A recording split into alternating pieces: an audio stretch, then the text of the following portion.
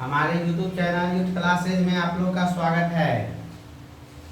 हमारे जैसे कि आप लोगों को पता है, हमारे चैनल का नाम है यूथ क्लासेज। इस पे अभी केमिस्ट्री की क्लास होगी।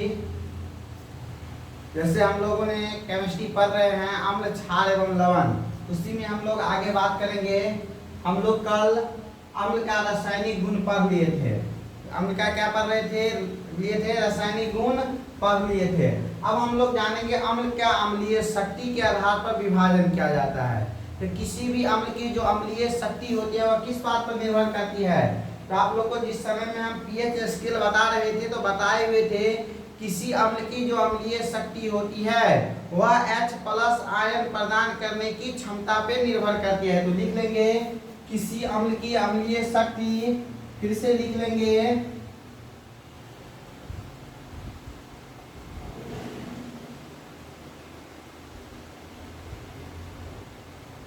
किसी अम्ल की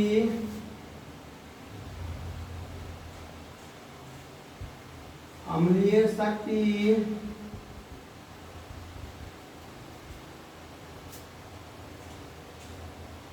उसके H+ आयन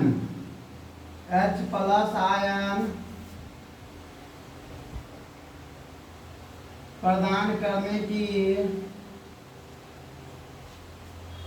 किसी अम्ल की अम्लीय शक्ति उसके H+ आयन प्रदान करने की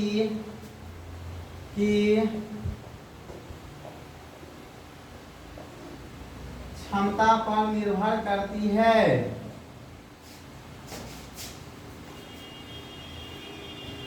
क्षमता पर निर्भर करती है। उस समय ही बताए थे आप लोग को हम कि जो पदार्थ जो अम्ल जितना ज्यादा H+ आयन देगा वह उतना उसकी अम्लीय शक्ति उतना ही क्या होगी? अधिक होगी। अगर H+ आयन ज्यादा देगा, इसमें बताए थे हम, अगर H+ आयन ज्यादा देगा, ऊपर की ओर ज्यादा होगा तो उसकी अम्लीय शक्ति क्या होगी? अधिक होगी।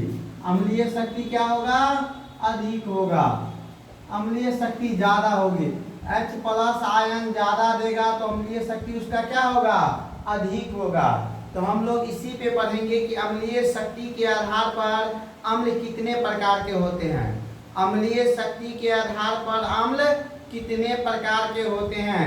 तो लिखेंगे, अगला क्वेश्चन लिखेंगे। पहला क्वेश्चन होगा आज का, अम्लीय शक्ति के आधार पर, अम्लीय शक्ति के आधार पर अम्ल कितने प्रकार के होते हैं। अम्ल कितने प्रकार के होते हैं।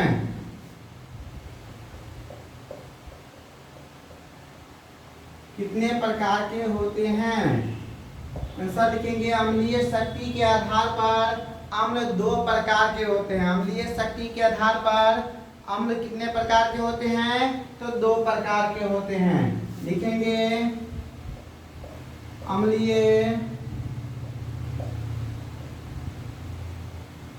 शक्ति के आधार पर अम्ल 2 प्रकार के होते हैं।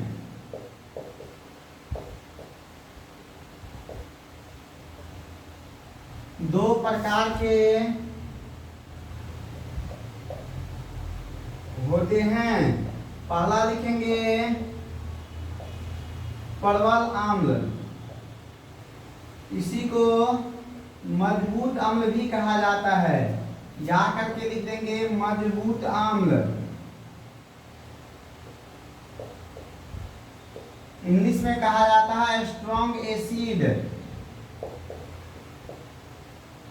Strong acid. दूसरा होता है दुर्बल अम्ल। दुर्बल अम्ल,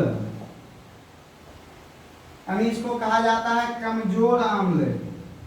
कमजोर अम्ल। इंग्लिश होता है वीक एसिड। Weak acid.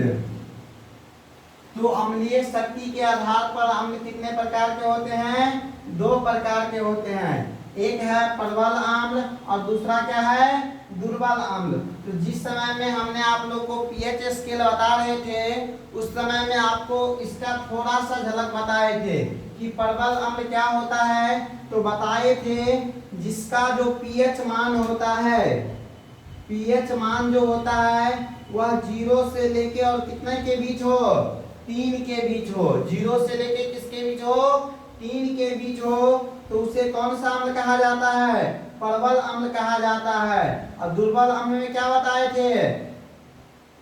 जिसका पीएच मान 3.5 से लेकर और 6.9 के बीच होता है, वह क्या होता है? दुर्बल अम्ल या कमजोर अम्ल होता है। अगर पीएच मान 0 और 3 के बीच में रहे, किसी भी कोई भी अम्ल हो और उसका पीएच मान 0 से 3 के बीच हो, तो वह क्या होगा? प्रबल अम्ल होगा, यानी कि मजबूत अम्ल होगा। अगर उसका पीएच मान 3.5 से 6.9 के बीच हो, तो वह क्या हो जाएगा? दुर्बल अम्ल हो जाएगा। तो चलिए आगे हम लोग प्रबल अम्ल और दुर्बल अम्ल का परिभाषा पढ़ते हैं।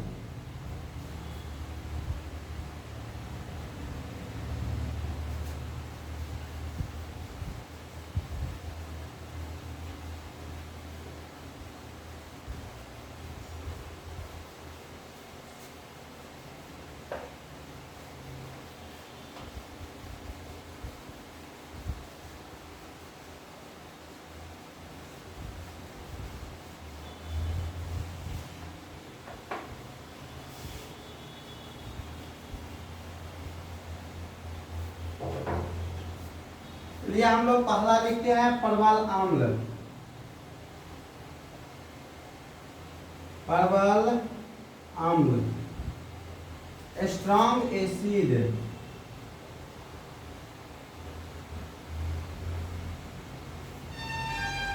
Strong acid.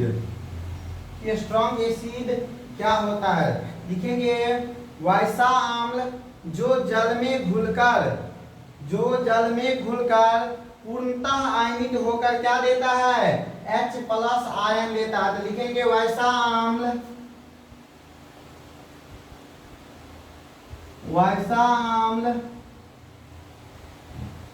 जो जल में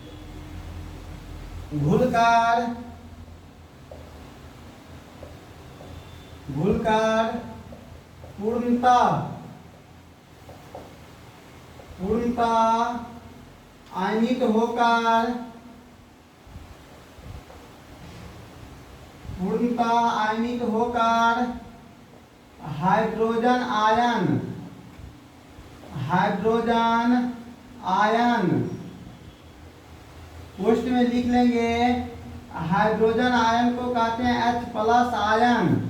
वैसा अम्ल जो जल में घुलकर पूर्णतः आयनित होकर हाइड्रोजन आयन देता है,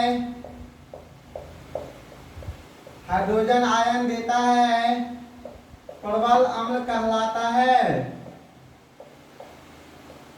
प्रबल अम्ल कहलाता है। अभी आप लोग को बताए हैं जो जितना ज्यादा H+ आयन देगा, यानी कि उतना पीएच पर उसका मान क्या होगा? पीएच का मान क्या हो जाएगा? कम हो जाएगा। H+ आयन बताए थे आप लोग को, जो जितना H+ आयन देता है उसका पीएच मान उतना क्या होता है? कम होता है। उसका पीएच मान क्या होता है? उतना कम होता है। और अम्लीय शक्ति उतनी क्या होती है? अधिक होती है। अम्लीय शक्ति उतनी क्या होती है? अधिक होती है। अगर H+ समझेंगे, H+ आयन का मान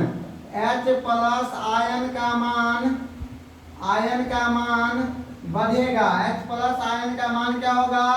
बढ़ेगा। तो क्या होगा उसका?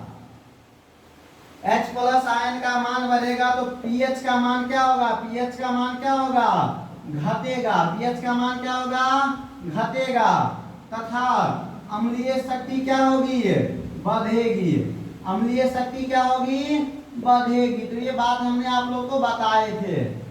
क्या होता है जब H प्लस आयन का मान क्या होता है, बढ़ेगा, तो पीएच मान क्या होगा, घटेगा, तथा अम्लीय शक्ति क्या होगी, बढ़ेगी। इसी को हम वहां पे लिखे हैं कि अम्ल में जब अम्ल जो जल में घुलकर पूर्णतः आयनित होकर हाइड्रोजन आयन देगा, यानी कि जब पूरा रूप से घुल जाएगा, पूरा रूप से क्या हो जाएगा, घुल जाएगा, तो ज्यादा से ज्यादा H प्लस आयन देगा। जब ज्यादा H प्लस आयन देगा तो पीएच का मान क्या हो जाएगा, घट करके 0 से 3 के बीच हो जाएगा।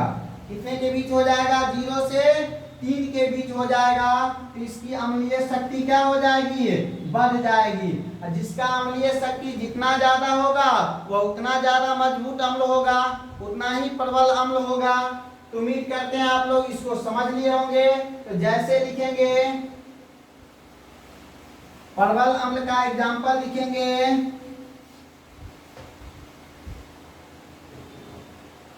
जैसे में लिखेंगे हाइड्रोक्लोरिक अम्ल, हाइड्रोक्लोरिक अम्ल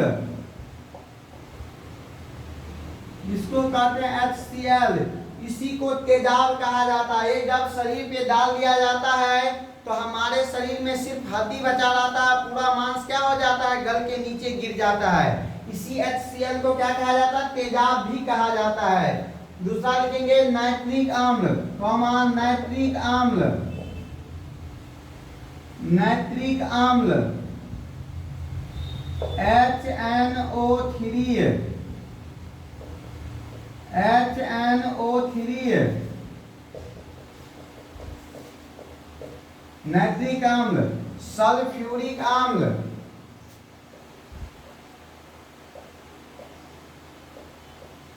सल्फ्यूरिक अम्ल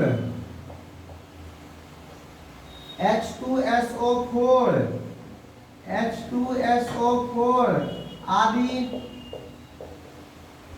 बहुत से प्रबल अम्ल है जो जल में पूर्णतः क्या हो जाते हैं, घुल जाते हैं और अंशतः क्या प्रदान करते हैं, हाइड्रोजन आयन प्रदान करते हैं। क्या कहलाते हैं, प्रबल अम्ल कहलाते हैं। इस प्रकार हम लोग दूसरा देखेंगे दुर्बल अम्ल। क्या देखेंगे, दुर्बल अम्ल, जिसके कहते हैं वीक एसिड। क्या कहते हैं, वीक एसिड, वीक एसिड।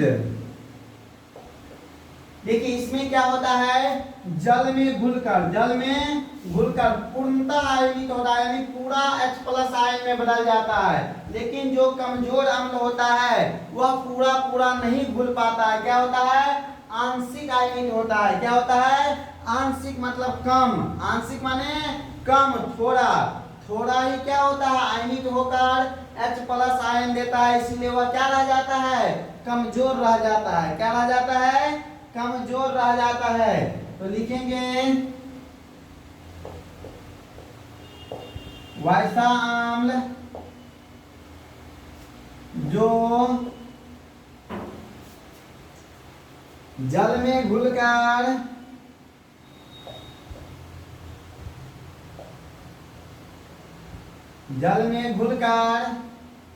अंशतः आयनित होकर अल्प मात्रा में हाइड्रोजन आयन, अल्प मात्रा में हाइड्रोजन आयन यानी H प्लस आयन देता है, दुर्बल अम्ल कहलाता है।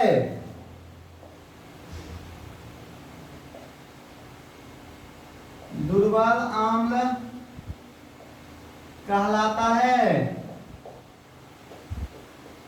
अभी बताए हैं जो कम अंशतः आयनित होगा यानी कम ही H प्लस आयन देगा उसका पीएच मान क्या हो जाएगा, ज्यादा हो जाएगा। पीएच मान क्या हो जाएगा, ज्यादा हो जाएगा। तो कितना से ज्यादा हो जाएगा, 3.5 से ज्यादा हो जाएगा। और कितना तक होगा, 6.9 तक होगा। क्योंकि हम लोग जानते हैं जब ये पीएच का मान 7 हो जाएगा उसका अम्लीय गुण क्या हो जाएगा, समाप्त हो जाएगा। अम्लीय गुण क्या हो जाएगा, समाप्त हो जाएगा। जब 3.5 से 6.9 के बीच चला जाए तो उसकी अम्लीय शक्ति क्या हो जाएगी, कम हो जाएगी। पीएच मान बढ़ जाएगा तो अम्लीय का शक्ति का गुण क्या हो जाएगा, घट जाएगा। तो लिखेंगे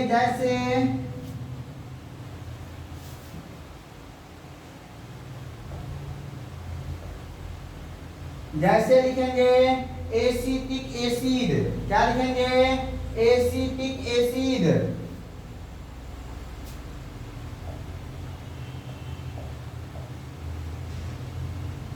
एसिटिक एसिड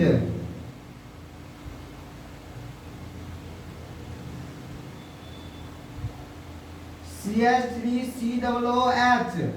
अगला लिखेंगे चींटी में जो पाया जाता है फॉर्मिक अम्ल, वह हम सब क्या देखते हैं, जब चींटी काटता है तो वह हमको मार नहीं सकता है लेकिन कुछ देर के लिए क्या करता है, परेशान करता है। क्या कर सकता है, परेशान कर सकता है। तो दूसरा लिख लेंगे फॉर्मिक अम्ल।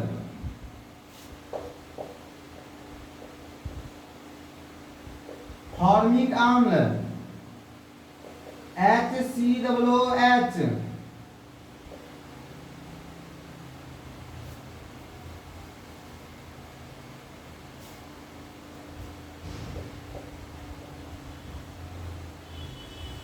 उम्मीद करते हैं आप लोग को ये दोनों प्रबल अम्ल और दुर्बल अम्ल दोनों अच्छी तरीका से समझ में आया होगा। अगर पीएच मान पूछे तो वहीं पे बता दिए थे, प्रबल अम्ल का पीएच मान कितना होगा, 0 से 3 के बीच होगा। और दुर्बल अम्ल का पीएच मान कितना होगा, तो 3.5 से 6.9 के बीच होगा। तो जल्दी से आप लोग इसको लिख लेंगे।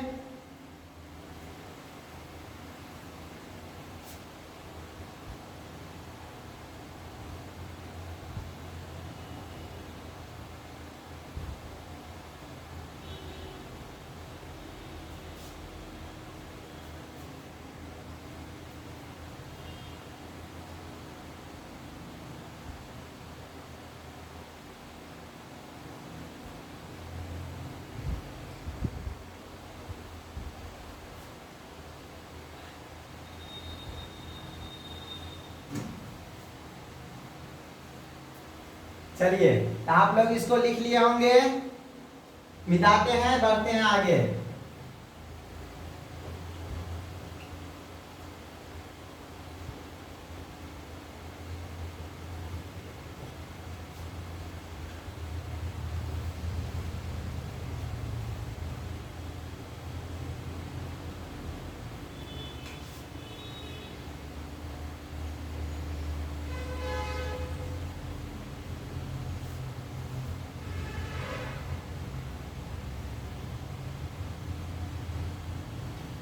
हम लोग शक्ति के आधार पर अम्ल को प्रकार देख लिए। अब हम लोग देखते हैं कोई जो विलयन होता है, विलयन यानी समझते हैं कि जल में घुला हुआ जो कोई घुल करके जो मिश्रण बना होता है वही क्या कहलाता है, विलयन कहलाता है। यानी जिसमें 2 या 2 से अधिक पदार्थ रहता है, उस पदार्थों का एक समांग मिश्रण होता है।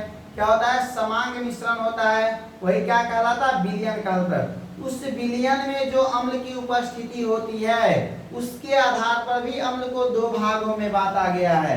विलयन में अम्ल की उपस्थिति के आधार पर भी अम्ल को कितने भागों में बांटा गया है, तो 2 भागों में बांटा गया है। एक होता है सांद्र अम्ल और एक होता है तनु अम्ल। एक होता है सांद्र अम्ल और दूसरा क्या होता है, तनु अम्ल। तो हम इसको लिखेंगे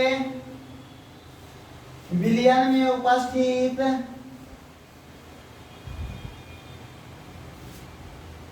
अगला क्वेश्चन लिखेंगे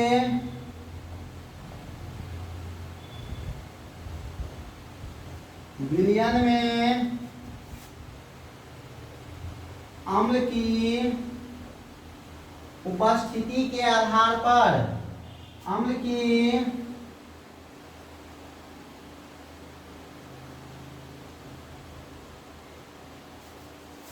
उपस्थिति के आधार पर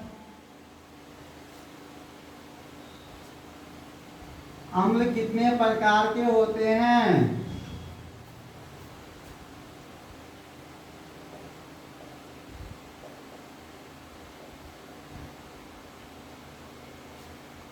अम्ल कितने प्रकार के होते हैं? देखेंगे विज्ञान में अम्ल की उपस्थिति के आधार पर अम्ल दो प्रकार के होते हैं।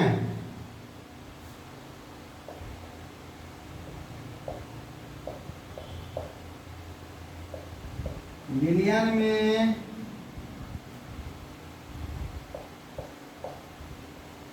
अम्ल की उपस्थिति के आधार पर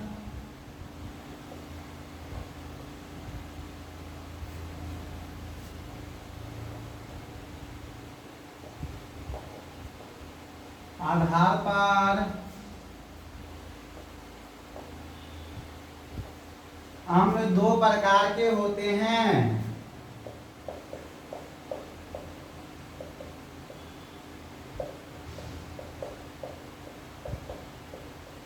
अम्ल दो प्रकार के होते हैं। पहला लिखेंगे सांद्र अम्ल। इसको इंग्लिश में कहा जाता है कंसंट्रेटेड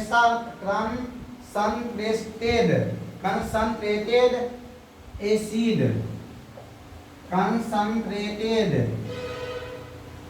कंसंट्रेटेड एसिड। और दूसरा होता है तनु अम्ल।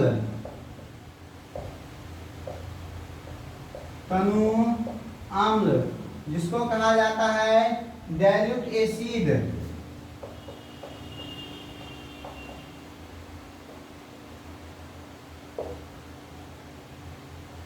डाइल्यूट एसिड विलयन में जो अम्ल की उपस्थिति होती है उसके आधार पर भी अम्ल को दो भागों में बांटा गया है। एक होता है सांद्र अम्ल और दूसरा होता है तनु अम्ल। तो देखिए समझिए पहले सांद्र अम्ल क्या होता है। तो सांद्र अम्ल उस अम्ल को कहते हैं कि विलयन में अगर कोई विलयन हो, अगर उसमें अधिक मात्रा में अम्ल हो और उसमें कम मात्रा में पानी हो तो उसको कहेंगे सांद्र अम्ल। अगर जिस विलयन में कम मात्रा में अम्ल हो और अधिक मात्रा में क्या हो, पानी हो, तो उसे क्या कहते हैं, तनु अम्ल। इसका रेशियो होता है 90 और 10 के अनुपात में, यानी कि 9:1 में होता है। अगर विलयन में 9 भाग क्या है, 9 भाग अम्ल है, 9 भाग क्या है, अम्ल है, और 1 भाग क्या है, पानी है। 1 भाग क्या है, पानी है। तो ज्यादा मात्रा किसका हुआ, अम्ल को, तो इसको क्या कहेंगे, सांद्र अम्ल कहेंगे। इसी का उल्टा अगर 9 भाग क्या हो जाए, पानी का हो जाए, 9 भाग किसका हो जाए, पानी का हो जाए, और 1 भाग किसका हो जाए, अम्ल का हो जाए, तो उस अम्ल को क्या कहेंगे, तनु अम्ल कहेंगे। क्या कहेंगे, डाइल्यूट अम्ल, यानी जल में घुल गया अम्ल। क्या हो जाएगा, जल में घुल गया अम्ल, यानी कि अम्ल की मात्रा ज्यादा होगा और पानी की मात्रा कम होगा, तो उसको क्या कहेंगे, सांद्र अम्ल कहेंगे। क्या कहेंगे, सांद्र अम्ल कहेंगे। अगर जल की मात्रा ज्यादा होगा और अम्ल की मात्रा क्या होगा, कम होगा, तो उसे क्या कहेंगे, तनु अम्ल कहेंगे। क्या कहेंगे, तनु अम्ल कहेंगे। तो लिख लेते हैं इस दोनों का परिभाषा।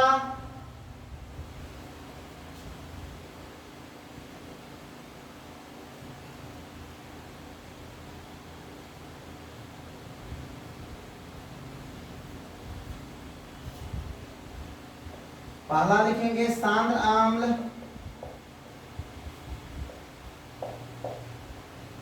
सांद्र अम्ल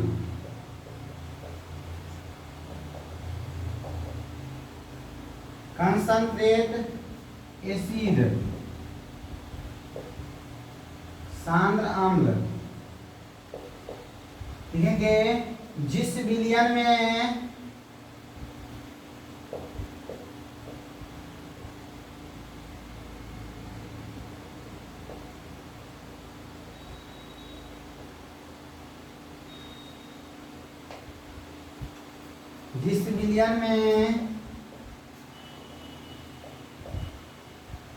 अम्ल की मात्रा अम्ल की मात्रा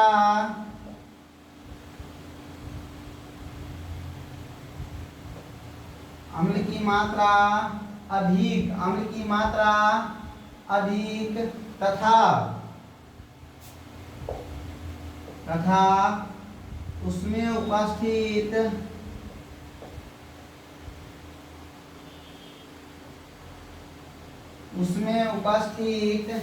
जल की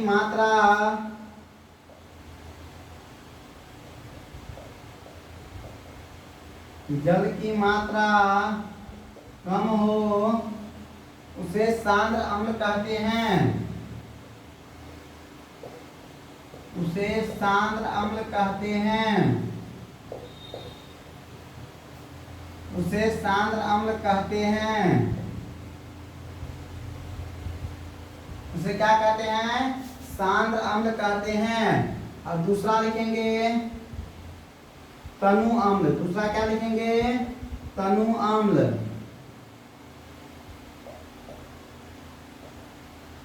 डाइल्यूट एसिड।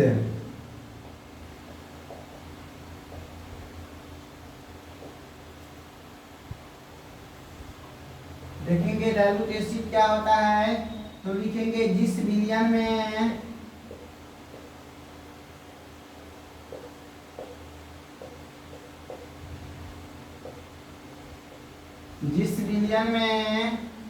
अम्ल की मात्रा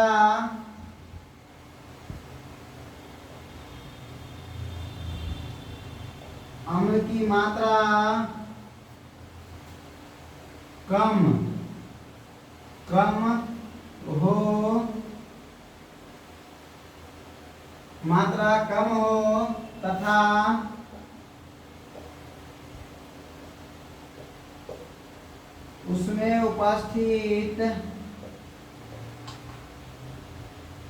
उसमें उपस्थित जल की मात्रा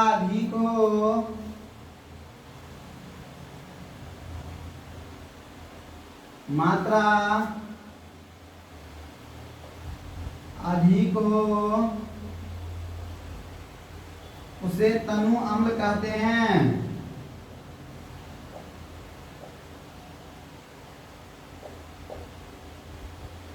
उसे तनु अम्ल कहते हैं।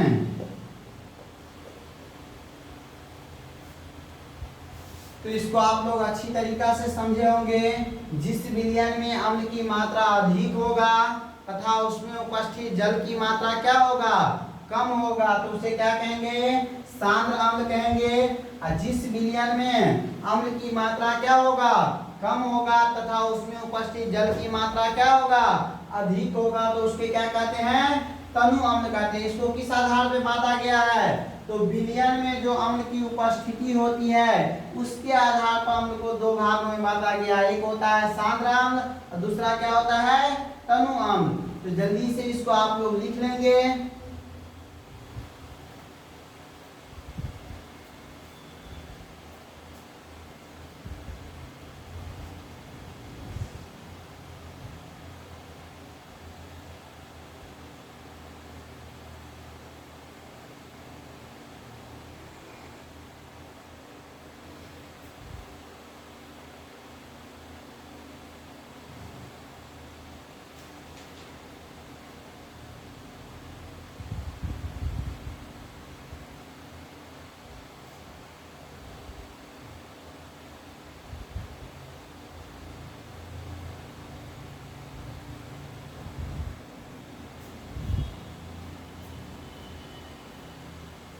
उम्मीद करते हैं आप लोग लिख लिए होंगे। चलिए चलते हैं हम लोग आगे।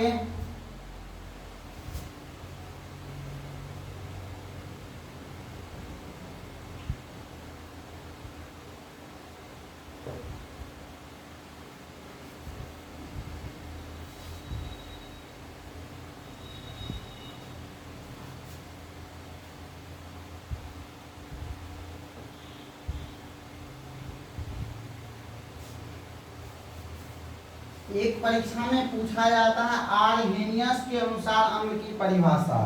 किसके अनुसार? आरहेनियस के अनुसार अम्ल की परिभाषा।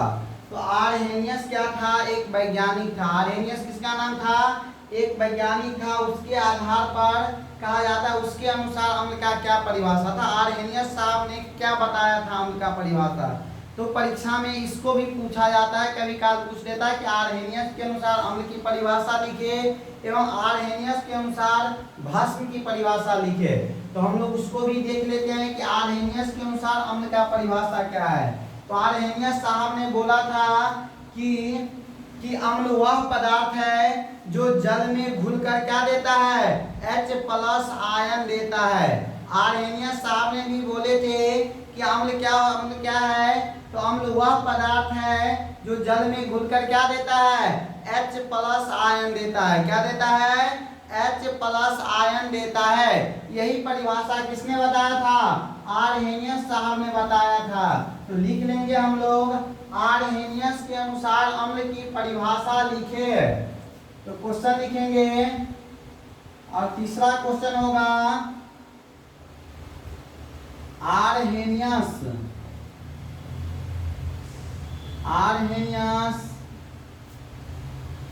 अगर सीधे पूछा जाए कि अम्ल किसे कहते हैं, तो जो बहुत सारे परिभाषा हमने लिखाए हैं, किसी को भी लिख सकते हैं। अगर उसमें लगा रहे कि आरहेनियस के अनुसार परिभाषा लिखे, तो इस जो भी लिखा रहे हैं उसको लिखेंगे।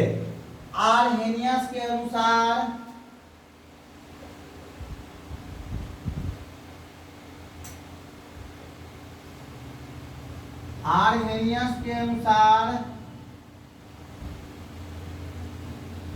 अम्ल की परिभाषा लिखे।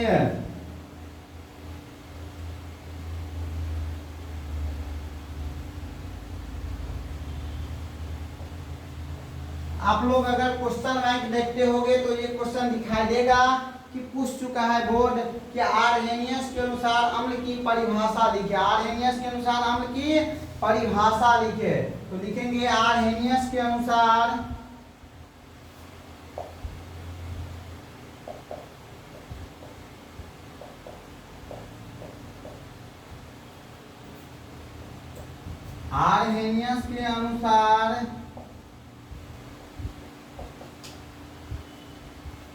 अम्ल वह पदार्थ है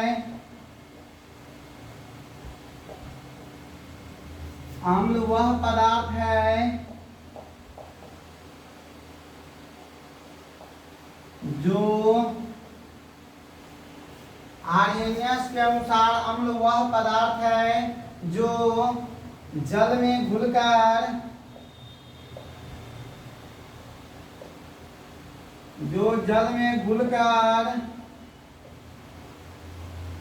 H+ आयन देता है। जो जल में घुलकर हाइड्रोजन आयन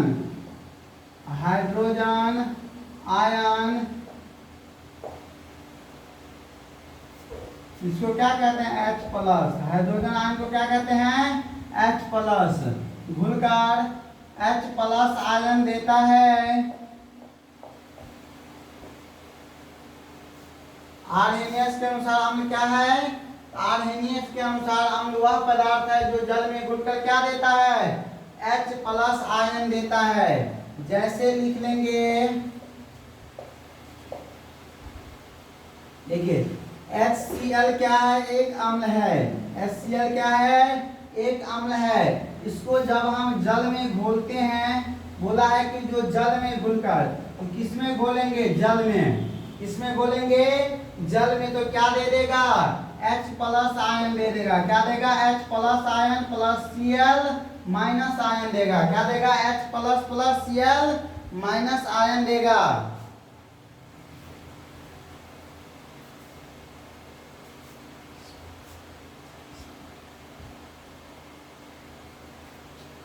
जब HCl अम्ल को जल में घुलाते हैं तो क्या देता है? H+ plus Cl minus ion देते हैं। और HCl को कल से ही आप लोग को बता रहे हैं क्या कहा जाता है? हाइड्रोक्लोरिक अम्ल। क्या कहा जाता है? हाइड्रोक्लोरिक अम्ल। हाइड्रोक्लोरिक अम्ल कहा जाता है। और इसी प्रकार जब हम नाइट्रिक अम्ल को घोलते हैं जल में, HNO3 को घोलते हैं, जब इसको जल में घुलाया जाता है क्या देता है, H plus ion plus NO3 minus ion देता है। NO3 क्या देता है, माइनस आयन देता है। ये क्या है, नाइट्रिक अम्ल। क्या है, नाइट्रिक अम्ल। नाइट्रिक अम्ल, इसको भी जब जल में घोला जाता है तो H प्लस आयन देता है। यही हमारा आर्हेनियस साहब कहे थे, किसी भी अम्ल को जब जल में घोलेंगे तो क्या देगा, H प्लस आयन देगा। क्या देगा, H प्लस आयन देगा। जल्दी से इसको लिख लेंगे। और अम्ल के में का हम लोग अंतिम सा क्वेश्चन पढ़ेंगे, अम्ल का उपयोग। क्या पढ़ेंगे, अम्ल का उपयोग। इसी के साथ हमारा अम्ल क्या हो जाएगा, समाप्त हो जाएगा। और हम लोग कल से क्या पढ़ेंगे, क्षार के बारे में पढ़ेंगे, यानी भस्म के बारे में पढ़ेंगे। किसके बारे में पढ़ेंगे, क्षार यानी भस्म के बारे में पढ़ेंगे। तो चलिए जान लेते हैं हम लोग कि अम्ल का क्या उपयोग है। अम्ल का क्या उपयोग है, लिखते हैं अगला क्वेश्चन।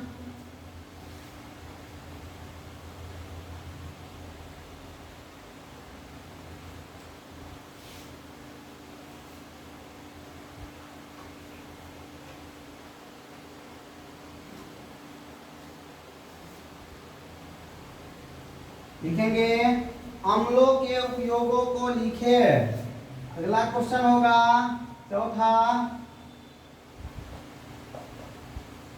अम्लों के उपयोगों को लिखे। उपयोगों को लिखे। लिखेंगे अम्ल के उपयोग निम्नलिखित है।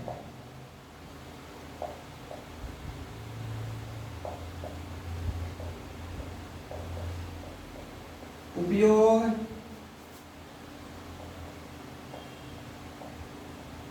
निम्नलिखित है।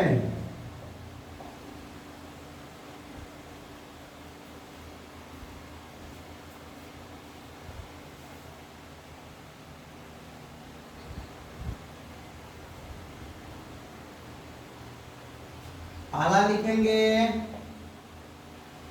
अचार, मुरब्बा, मुरब्बा, जेली, जेली आदि बनाने में किया जाता है। बनाने में किया जाता है।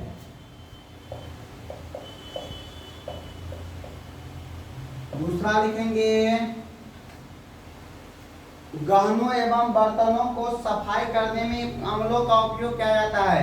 देखिए जब वह काला पड़ जाता है तो उसमें से क्या होता है, हम लोग नींबू उम्बू को लेकर के क्या करते हैं, उसको रगड़ देते हैं तो वह क्या हो जाता है, साफ हो जाता है। क्या हो जाता है, साफ हो जाता है। दूसरा लिखेंगे गहनों एवं बर्तनों को साफ करने में उपयोग किया जाता है।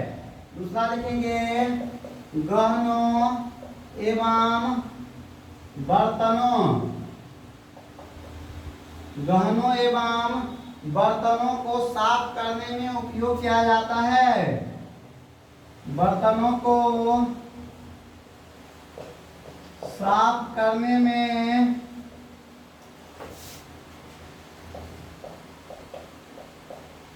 उपयोग किया जाता है। उपयोग किया जाता है। तीसरा लिख लेंगे कपड़े या फर्श, कपड़ा हो या फर्श हो या कोई फर्नीचर का सामान हो, जब उस पर क्या लग जाता है, धब्बा लग जाता है, यानी क्या पड़ जाता है, किसी चीज का दाग लग जाता है, उसको भी छुड़ाने में किसका प्रयोग किया जाता है, ऑक्जेलिक अम्ल का प्रयोग किया जाता है। किसका प्रयोग किया जाता है, ऑक्जेलिक अम्ल या एसिटिक अम्ल या नींबू का उपयोग करते हैं हम लोग गाँव में। जब कपड़ा पर दाग लग जाता है तो क्या करते हैं, हम लोग को तुरंत क्या मिल जाता है, नींबू मिल जाता है। और क्या करते हैं, धोते वक्त नींबू से उसको रगड़ देते हैं तो वक्त दाग क्या हो जाता है, छूट जाता है। तो लिखेंगे कपड़े, कपड़े, फर्श, फर्श या कपड़े, फर्श या फर्नीचर, फर्नीचर पर लगे धब्बे, लगे धब्बे, धब्बे को छुड़ाने में, को छुड़ाने में उपयोग किया जाता है, उपयोग किया जाता है। और एक उपयोग और लिख लेंगे, अम्लों का उपयोग बड़े बड़े उद्योग में भी किया जाता है। जैसे कहीं पे कोई विस्फोटक पदार्थ बन रहा है या उर्वरक बनाया जा रहा है या दवा बनाया जा रहा है, जैसे सल्फ्यूरिक अम्ल जो होता है उसका उपयोग कहाँ में किया जाता है, उर्वरक एवं खाद बनाने में किया जाता है। उसी प्रकार जो नाइट्रिक अम्ल होता है उसका उपयोग कहाँ किया जाता है, विस्फोटक पदार्थ बनाने में किया जाता है। तो लिख लेंगे अम्लों का उपयोग बड़े बड़े उद्योगों में किया जाता है। इसका उपयोग, इसका उपयोग उद्योगों में किया जाता है, उद्योगों में किया जाता है। जैसे लिखेंगे उर्वरक बनाने में, उर्वरक बनाने में, विस्फोटक पदार्थ बनाने में, विस्फोटक पदार्थ बनाने में, पदार्थ बनाने में आदि। चलिए आज के लिए इतना ही। उम्मीद करते हैं आप लोग को अच्छे से क्लास समझ में आया होगा। अगर क्लास समझ में आया होगा तो आप लोग हमारे YouTube चैनल को ज़्यादा से ज़्यादा लाइक करिएगा, शेयर करिएगा और सब्सक्राइब करिएगा और पढ़ते रहिएगा, खुश रहिएगा। आज के लिए बस इतना ही। इससे आगे हम लोग क्षार को देखेंगे, वह अगली क्लास में देखेंगे।